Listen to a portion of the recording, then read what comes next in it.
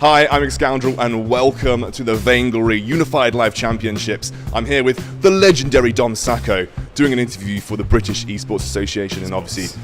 Cool, so Ceirnan, could you tell us a bit about how people can get into casting? I know it's quite competitive and there's a lot of good British casting talent. What should people do taking their first steps into this world? Well, it's one of those things that's a bedroom hobby as it starts. You never start going full-time professional. I started casting bedroom games that I just did over my solo queue records, or I did it over national university games. And so I first found my inroad into casting.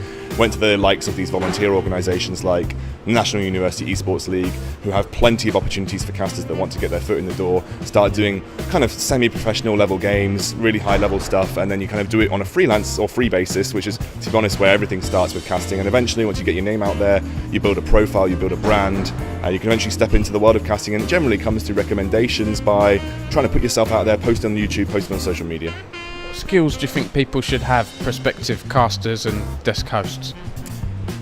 It's difficult to say skills. I think a lot of it comes through your personality. Often people are born with a natural voice that works for casting, and sometimes you can work around your voice. Sometimes people don't have the most wonderful voice to listen to, but they give themselves another edge that makes them funny or interesting, or they have a really deep knowledge of the game that's hard to replace through a voice alone. So a lot of it comes from natural ability, being charismatic on camera, being having a good voice, generally being quite, I guess, a good public speaker is probably a good way of doing it as well. But those are skills that you can train as well. You train that in your bedroom. You talk to yourself in the mirror. I mean, I spent a year talking to myself in the mirror, trying to vary the tone of my voice, because my first year of casting, I went back. Actually, it's a bloody funny story. I went back recently and had a look at some of my VODs with Ceirnan when we first started about 3.5 years ago.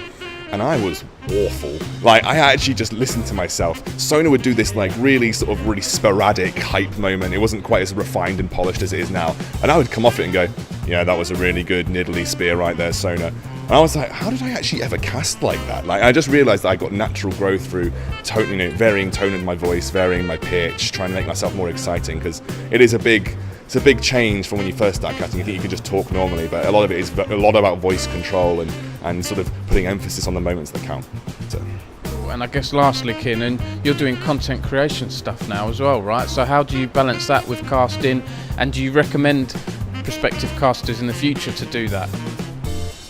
So yeah, I'm not the best example of balancing it. Like, I put a video out maybe once every 2 weeks at the moment because I've been so busy, but it's going really well for me. I started in February and I started doing Vainglory guide videos, in-depth looks at heroes and tactics and stuff, and I went from 10 subscribers to 6,000 in about 3 months, so it grew pretty quickly, which is, for me, as a part-time hobby, it's fantastic. And I do recommend that if you are, especially in my role, which is like an analyst, when you get into a new esport, you need to find a footing, especially as an analyst caster, to be able to build credibility. So my way of building credibility was producing YouTube videos and guides around Vainglory so that people could understand that I had a good high-level understanding of the game and they'd find me credible when I was doing casting. So yeah, I fully recommend it if you're looking to get into it.